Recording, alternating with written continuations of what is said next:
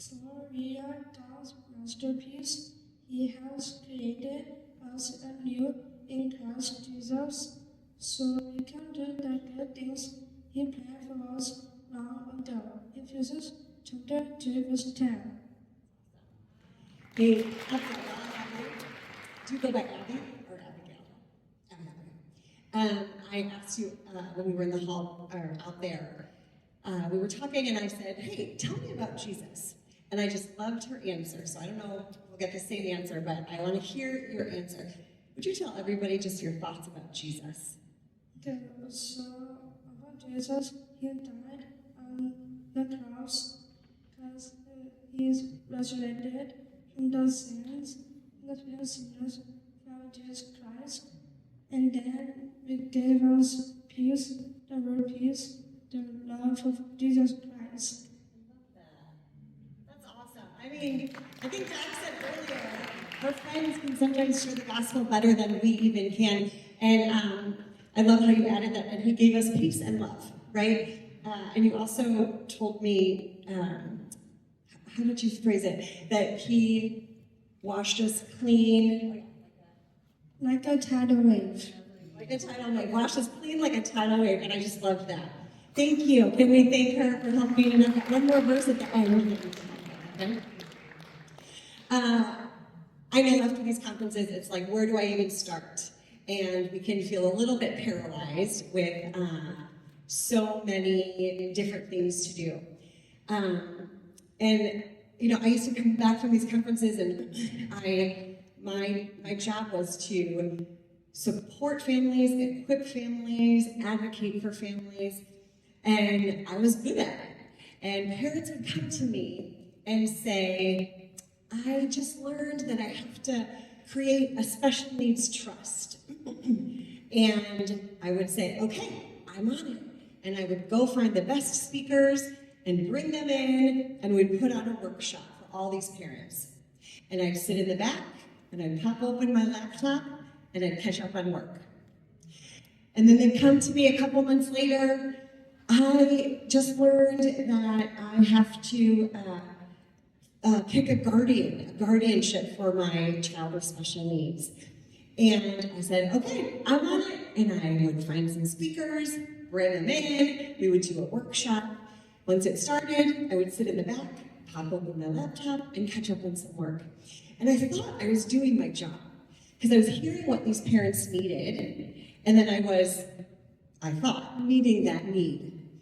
But I didn't realize that the need that they had was much deeper than that. These are just things that we would have in our lobby at church, where I felt like we were advocating and we were showing, you know, all of the abilities and things that our friends can do.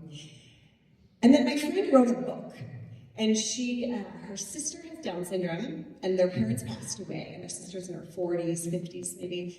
And so my friend took her sister in to live with her. And then she wrote a book about this experience. And her sister's name was Carrie. And but she titled the book, Who Will Love Me? And I thought, that is so weird. Why would she say that? Everybody loves Carrie.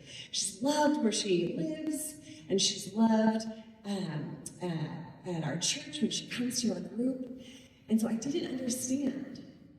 And then I had a baby with a lifelong diagnosis, right? She'll have Down syndrome her whole life. Oh, who will love her? What she meant was, who will love her like I love her? Who will see her like I see her? The way that God made her, right? On purpose, for a purpose. And these are the questions, these are the needs that I didn't realize that our parents were feeling underneath the guardianship and the financial trust questions. It was this whole longing of, who's going to see her the way that I see her? And the truth is, the world doesn't. And I wish that was different. But I know that it's true because I have 4 other children. And I don't worry about half of these things for them. I don't have to worry that when my other kids turn 22 and they age out of school, that there's nothing there for them. There's nothing set up. We've had so many families in our ministries that have had to uproot their adult child with disabilities to move across the country to some other state simply because there was an opening in a residential place for them. That doesn't happen in the typical population. I don't have to worry about that for my kids. They can live wherever, right? And so there's so many systems in place. Kathy mentioned one earlier where, I don't have to make a special needs trust for my other kids, but Everly can't have more than $2,000 to her name or she will lose any kind of benefit that the government might support her with.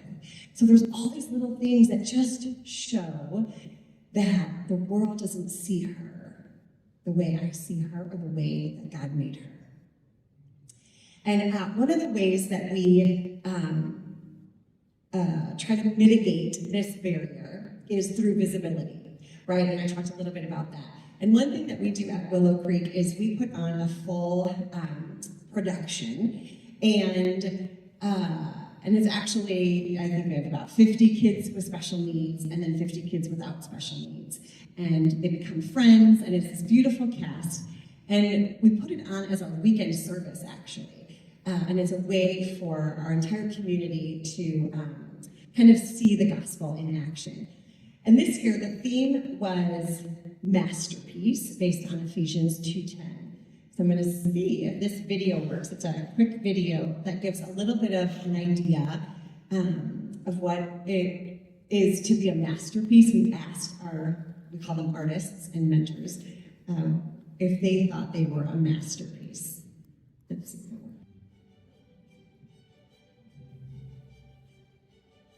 Hi, Nemo. We're excited about this show because there are over 10 characters that have some type of disabilities or special needs. What I love about this storyline is it's not about these characters overcoming their disabilities or their special needs. It is reminding all of us that all of our friends with or without disabilities are made in God's image just as we are.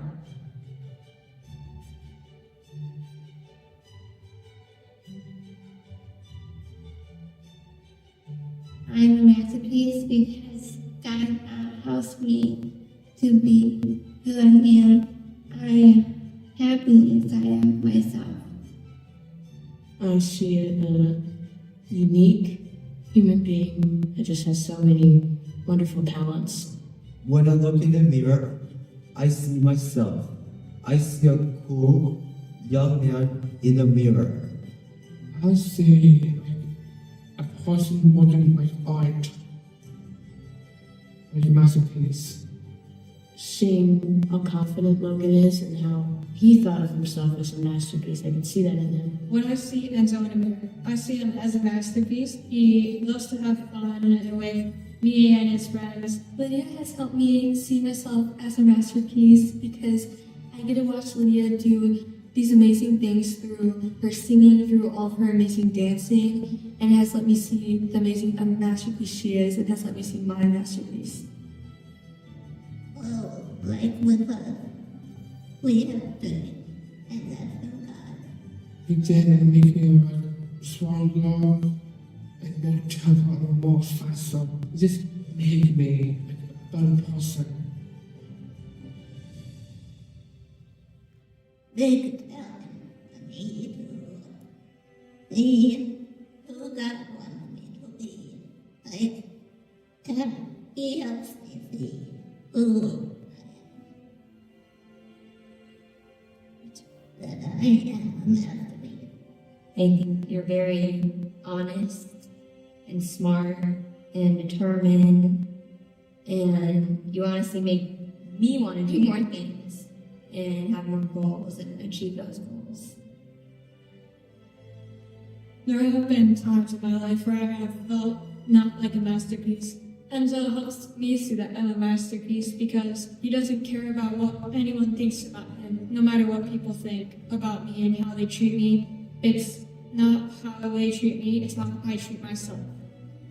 I guess when you're around someone who thinks they're a masterpiece, you kind of think the same thing about your own self. God says that you're loved, that you're forgiven, that you're a friend, that you're chosen. God says that you're known. He knows everything about you. What God thinks of you when He looks at you, and it's no mistake, is that you are His beautiful masterpiece. You are made in His image. So this is what God says to you. He says you're enough. Yeah, you're complete. God says you're His. What did God make us to be? A masterpiece, that's right.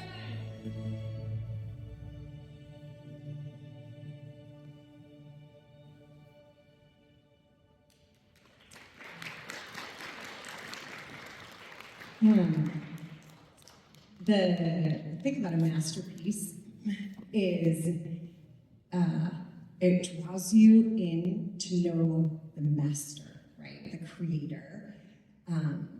If you think about,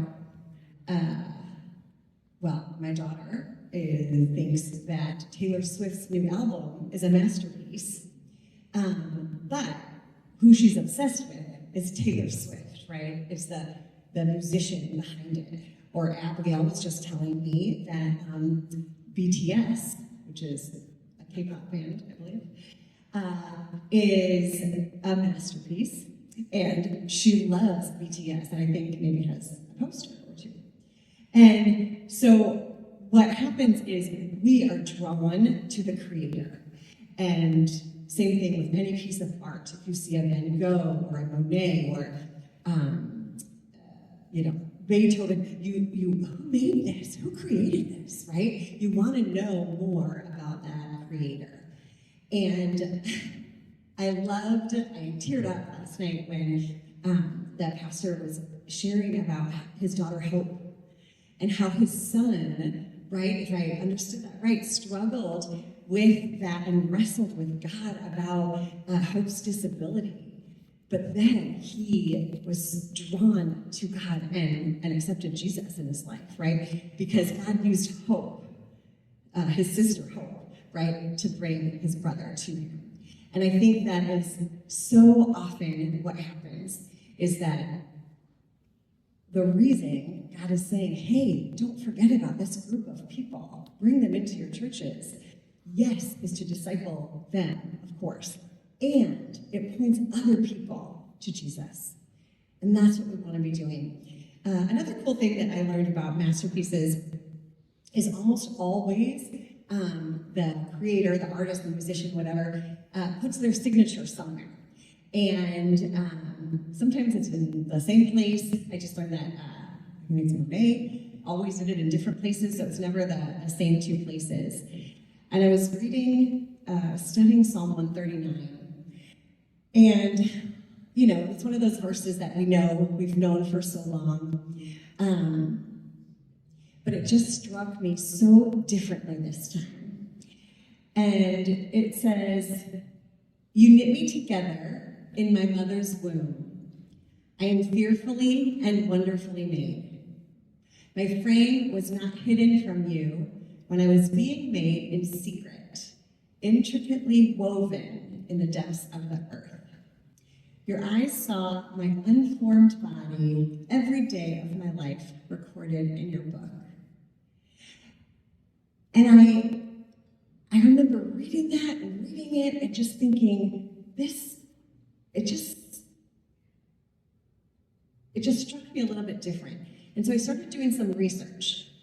And I learned that back in David's time when this was penned, when this was written, they believed that a baby was like a seed that grows, right? Just like anything else that grows. And it wasn't until, I think, 1940s, 1950s, that DNA and chromosomes and all of that stuff came into awareness. And so I'm a big science nerd. And I was reading this verse and I kept thinking about the knitting together and the being woven. And I just couldn't understand what unformed body meant, right? Like when you think of a baby before they're born, you think of maybe the ultrasound picture, but you think of the baby already in the mother's womb. And so what does unformed body mean? And I was talking to my friend who is a geneticist and studies genes and actually talks with new parents when they get a diagnosis of some sort of genetic anomaly. And he was telling me that there has been like this recent idea of, it was actually discovered by a Jewish geneticist, that this is what DNA looks like, right? And so there's, these are your chromosomes, and you have 46 chromosomes. Unless you are extra lucky, then you have 47. And it was a recent discovery that you see those blue lines in between. They are connected by these sulfur bridges. I don't know if that will translate correctly, but these bridges.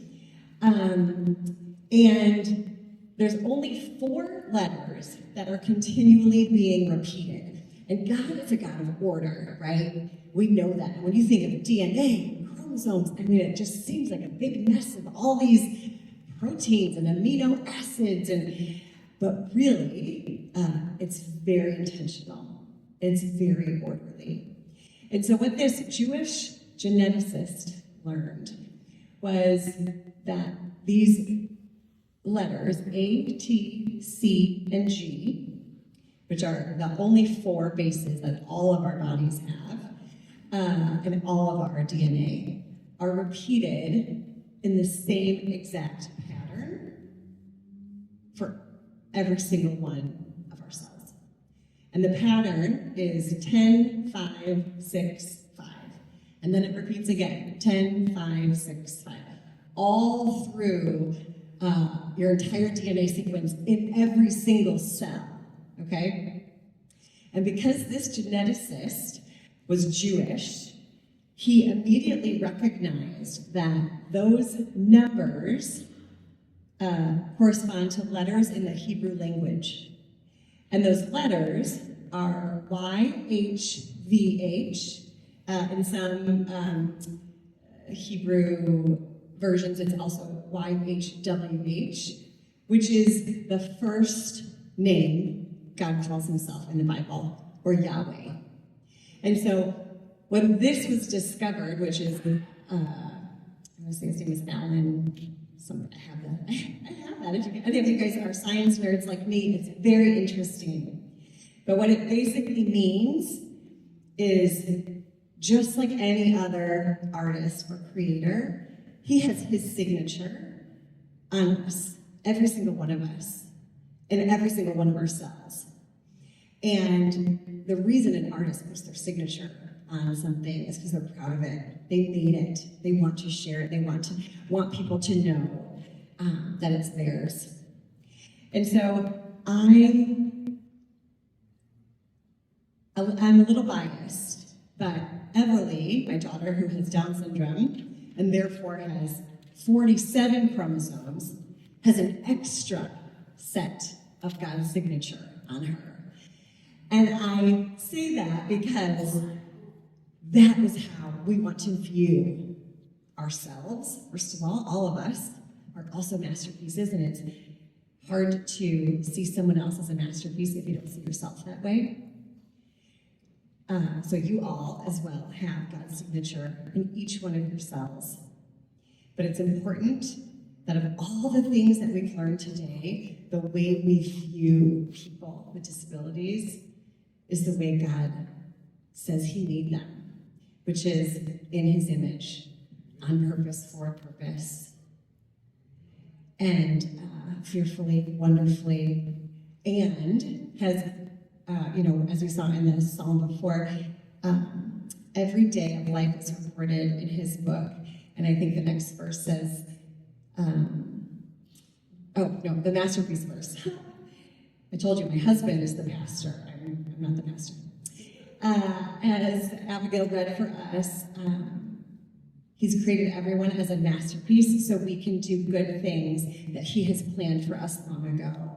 And when we view that group that we want to reach out to and want to engage with through this lens, the way God created them and sees them, it will transform our churches because it will point people to Jesus. Because these individuals are masterpieces and they will point people to their creator. And I always end with this verse because I think it's just so important to remember that it's okay if we don't know how to do it, what we're doing. And God says, just ask for wisdom. Just ask. If any of you lacks wisdom, you should ask God, who gives generously without finding fault, and it will be given to you. And so I think that's where we can, all of us in our church communities, just humbly come before God and say, God, we don't know what the next step is for our church, for our community, for our families, but will you help us? Will you help us know who it is, or what it is, what the next step is? Thank you for coming here today, for spending last night and today with all of us. I have learned so much from so many of you as well. Thank you, Abigail, and this whole group over here for blessing us. And I'm just honored to be part of this conference, so thank you.